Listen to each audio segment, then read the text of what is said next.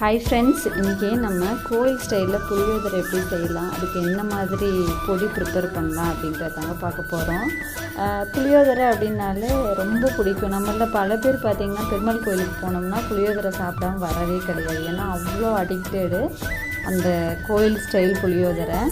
அந்த புளியோதரைக்கு என்னென்ன பொருளெல்லாம் போட்டு பொடி அரைக்கலாம் அப்படிங்கிறத நான் டிஸ்கிரிப்ஷனில் கொடுக்குறேன். இப்போ நம்ம வறுத்த கடலைப்பருப்பு, மிளகு அதெல்லாம் பொடிச்சு நம்ம எடுத்துட்டோம். அதுக்கப்புறமா நம்ம எப்படி தாளிக்கலாம் அப்படிங்கிறதையும் பார்க்கலாம். இந்த பொடி வந்து ரொம்ப ரொம்ப முக்கியம். இந்த புளியோதரை பொடியை நம்ம செஞ்சு ஏர்டைட் கண்டெய்னரில் போட்டு வச்சுக்கிட்டோன்னா ஈஸியாக புளியோதரை செஞ்சுக்கலாம். இந்த மாதிரி சிம்பிளாக நல்லெண்ணெய், கடுகு, வரமிளகா, கடலைப்பருப்பு, உளுந்தம்பருப்பு, வேர்க்கடலை இதெல்லாம் போட்டு தாளித்து, கருவேப்பிலை எல்லாம் போட்டு தாளிச்சிட்டு புளி ஊற்றி புளியை நல்லா காய்ச்சி சுண்டை வச்சிட்டோம் அப்படின்னு சொன்னால் நமக்கு 2 சாப்பாடு மட்டும் வச்சிட்டாலே போதும், சூப்பராக நமக்கு ரெடி ஆயிரும். ரொம்ப எனக்கு பர்சனலாக புளியோதரை ரொம்ப பிடிக்கும்.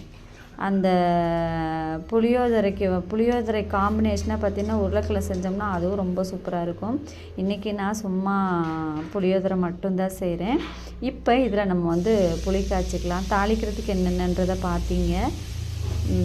இந்த புளி வந்து நல்லா கொதித்து வற்றணும், இல்லைன்னா பச்சை புளி ஸ்மெல் வரும். அந்த மாதிரி வராத மாதிரி பார்த்துக்கணும்.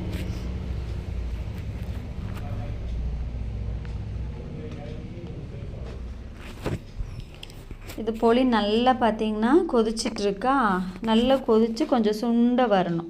அதுக்கப்புறமா சாப்பாடை நம்ம போட்டுட்டு பொடிச்ச பவுட்ரையும் மிக்ஸ் பண்ணி நமக்கு எந்த அளவுக்கு காரம் வேணுமோ அந்த அளவுக்கு சேர்த்துக்கலாம்.